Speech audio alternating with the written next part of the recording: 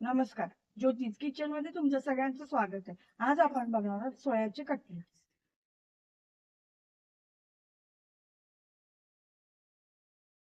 त्यासाठी लागणारं साहित्य आधी आपण पाहून घेऊयात. त्यासाठी लागणारे आपल्याला सोया चंक्स हे मी 1 तासभर पाण्यात भिजत ठेवले. तेल, तांदळाचं पीठ, रवा, उकडलेले बटाटे, मीठ, वाटलेली हिरवी मिरची आणि आलं आणि लसूण यांची पेस्ट. चला तर मग आपण आता कृतीला सुरुवात करूया. त्यासाठी मी एक मिक्सरचं भांडं घेतले. आता जे आपण हे भिजवलेले सोया आहेत त्यातलं पाणी पूर्णपणे निथळून काढायचं आपल्याला.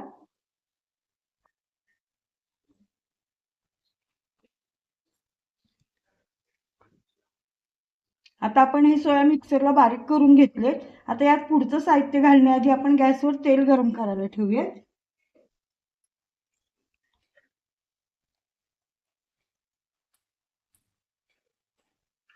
यात घालून घेऊया आपण तेल. आता आपलं तेल बारीक गॅसवर गरम होतंय. तोपर्यंत आपण या सोयामध्ये पुढचं साहित्य घालून घेऊयात. आता यात आपल्याला घालून घ्यायचा हा उकडलेला बटाटा. तो मी किसून घेणार आहे म्हणजे कुठे गाठी राहायला नको. आता आपला बटाटा किसून झालाय. आता यात आपण घालून घेऊया वाटलेली हिरवी मिरची 2 चमचे, आलं लसूण पेस्ट 1 चमचा, चवीनुसार मीठ. आता हे सगळं अगदी आपल्याला एकत्र करून घ्यायचंय आणि मगच यात लागेल तसं आपल्याला तांदळाचं पीठ घालायचंय. आता हे सगळं आपलं छान एकत्र करून झाले. आता यात आपल्याला थोडं थोडं करून तांदळाचं पीठ घालून घ्यायचंय.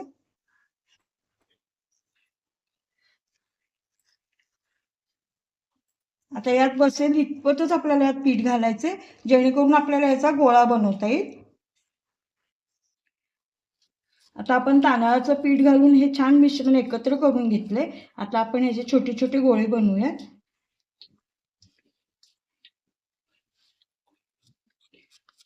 असे आपण ह्याचे गोळे बनवून घ्यायचे आणि आपण जो रवा घेतला होता त्यात हे गुळवून आपल्याला तेलात तळून घ्यायचे.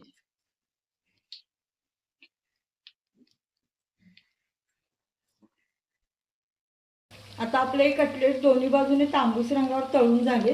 आता आपण एका प्लेटमध्ये काढून घेऊया. अशा प्रकारे तयार आहेत आपले सोयाचे कटलेट्स.